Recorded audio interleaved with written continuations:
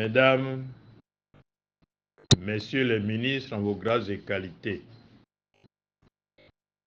honorables députés, Mesdames et Messieurs les responsables administratifs, Mesdames et Messieurs les représentants de l'Organisation mondiale de la santé, Mesdames et Messieurs les leaders de communautés de base, chers guérisseurs, chers responsables culturels et culturels, chers leaders spirituels, honorables invités, Mesdames et Messieurs, nous célébrons aujourd'hui la 22e journée africaine de la médecine traditionnelle sous le thème « Soutenir une médecine traditionnelle de qualité et sûre à travers des mécanismes réglementaires appropriés ». Honorables invités, Mesdames et Messieurs, la médecine traditionnelle africaine est aussi vieille que l'humanité, aussi ancienne que la douleur. Il y a toujours eu des guérisseurs parmi les hommes. Nous ne pouvons jamais savoir qui fut le premier en date des guérisseurs. Il se perd dans la nuit des temps. Tout comme l'inventeur de la roue, tout comme le premier homme à avoir dompté le feu, il restera un héros inconnu des civilisations. Peut-être vécut-il dans les forêts bantoues, voici quelques centaines de milliers d'années, ou peut-être au cœur des forêts chaudes et humides Ezamé.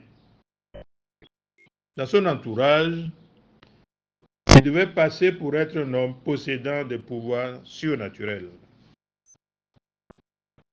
Cette pratique sanitaire médiévale, préhistorique, s'est enrichie à travers des rencontres, les brassages de culture en un véritable art, l'art de guérir qui a fait ses preuves pendant des dizaines de milliers d'années partout dans le monde. Vers 4000 ans avant Jésus-Christ, une révolution balaya le monde, une révolution qui s'appelle la civilisation. Les hommes commencèrent à se regrouper dans les villes. Ils apprirent à produire de la nourriture et à domestiquer les animaux dont ils avaient besoin. Ils créèrent des langues et découvrirent un procédé pour consigner leurs idées et se transmirent ainsi aux générations futures. Au sein de cette civilisation, la médecine africaine prospérait dans tous les continents. Honorables invités, Mesdames et Messieurs, pendant la fonte glaciaire, il y a seulement 12 000 ans, est apparue une pandémie dont les virus attaquent le génome de la mélanine et des couples noirs ont commencé à donner des enfants blancs. Enfants blancs qui ont joué un rôle secondaire pendant plus de 6 000 ans. C'est alors que ces enfants blancs ont commencé à s'organiser entre eux. Avec l'avènement des philosophes blancs, ils créent un nouveau mode de pensée. Je cite, « Je pense, donc je suis ». Fin de citation. C'est l'enseignement de l'individualisme au détriment de l'humanisme. Le je qui valorise l'individu au détriment du groupe cultive le narcissisme qui reste un terrain fertile pour la schizophrénie et autres maladies psychiques, psychosomatiques et somatopsychiques. La pensée africaine, par contre, prône deux idées essentielles. La première, l'Africain dirait « je suis » parce que vous êtes. car si vous n'existez pas, je n'ai aucune raison d'être. Fin de citation. Cette pensée prône l'humanisme où l'individu s'efface devant l'intérêt du groupe. La deuxième pensée africaine, je cite, « L'homme est le remède de l'homme ». Fin de citation. Les philosophes blancs ont porté un coup dur à l'évolution de la médecine traditionnelle nègre. Puis, avec l'avènement des scientifiques au XVIIe siècle, et au nom du modernisme, nous assistons à un déclin préoccupant de la médecine nègre au profit d'une médecine d'avoir, de pouvoir, d'une médecine de business. Honorables invités, mesdames et messieurs, le scientifique européen Descartes, avec son système cartésien limité, étroit et désert, enseigne une médecine qui n'a rien pour mesurer l'amour, l'émotion, l'intuition, ni même l'énergie qui est vie. Que reste-t-il de l'humain sans ses valeurs? D'autres encore, comme Louis Pasteur, découvraient les bactéries et prescrivent l'avènement des antibiotiques pour les tuer. Il oublie que sans bactéries, il n'y a pas de vie sur Terre. Où en sommes-nous aujourd'hui? Résistance bactérienne. C'est préoccupant. Surtout parce que durant tout ce temps, la médecine traditionnelle africaine, qui a fait ses preuves à travers les âges, a été frappée par des lois répressives.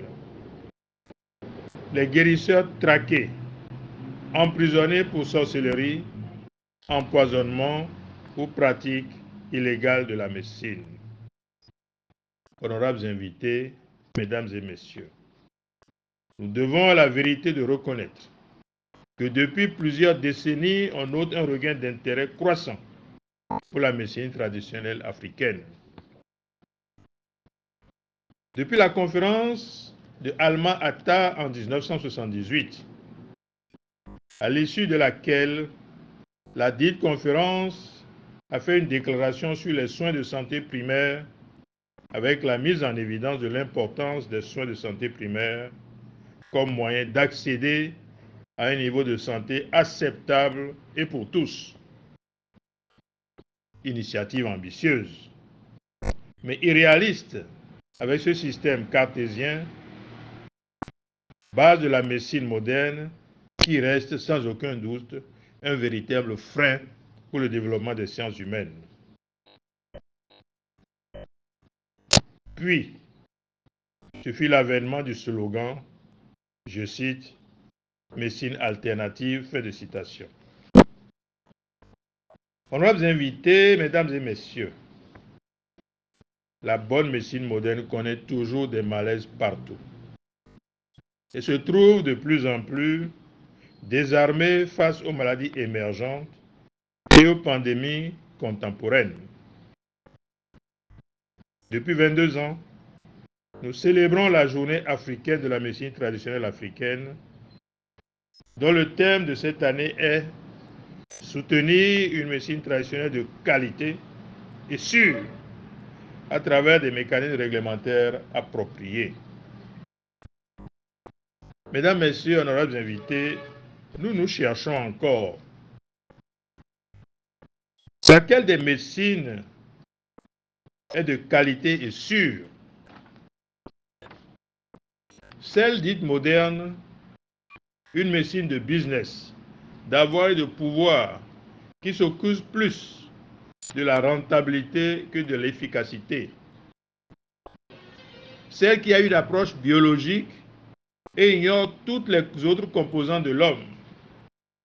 Ou alors, celle dite traditionnelle, qui a fait ses preuves à travers les âges pendant des dizaines de milliers d'années. Celle qui a une approche holistique pratiquée par des thérapeutes désintéressés qui s'oublient pour être disponibles. à chacun de répondre à ces questions. Dans beaucoup de nos pays, la médecine traditionnelle reste toujours illégale, frappée par ces lois coloniales.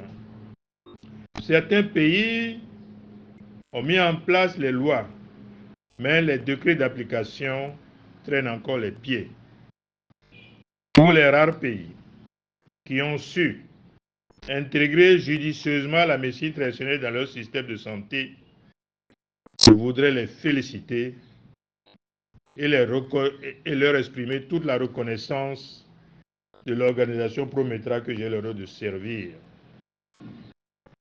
Honorables invités, mesdames et messieurs, c'est quand même préoccupant qu'après 6 décennies d'indépendance, notre santé, base de tout développement, reste encore exclusivement chez certains pays dans des mains exogènes.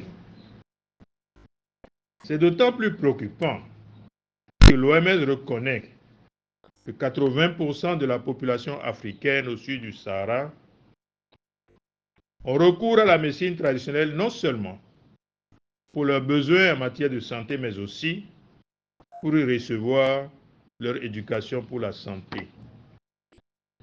Si malgré notre histoire qui va des explorateurs jusqu'à l'essor économique actuel, en passant par l'esclavage et la colonisation, et si cette médecine draine encore 80% de la population, à l'évidence, elle n'est pas toxique. Elle est donc sûre. Le critère de qualité étant relatif, nous n'allons pas nous y attarder. Nous cherchons encore, mesdames et messieurs, honorables invités, nous tâtonnons encore. Nous devons à la vérité de reconnaître que la médecine moderne et son système étroit, limité et désert est basé sur la connaissance exclusivement et ignore complètement les bases du savoir. Honorables invités, mesdames et messieurs, Prométra International, que j'ai l'honneur de servir, appelle de tous ses voeux l'Organisation mondiale de la santé, les organisations et institutions internationales de faire un diagnostic sans complaisance des limites de la médecine moderne, d'encourager premièrement des recherches collaboratives sérieuses et rigoureuses entre les deux médecines. Deuxièmement, de mettre en place 2 systèmes parallèles de santé et permettre à chaque citoyen de faire le choix libre de sa médecine. Troisièmement, de faire une rencontre judicieuse entre la connaissance et le savoir afin de poser les bases d'une médecine plus humaine qui permettra aux hommes et au monde de regarder avec confiance vers l'avenir sanitaire de notre humanité. Je vous remercie. Que les mains de nos ancêtres vous protègent. Que la spiritualité universelle vous éclaire. Et que la paix de la forêt sacrée de Tado soit toujours avec vous.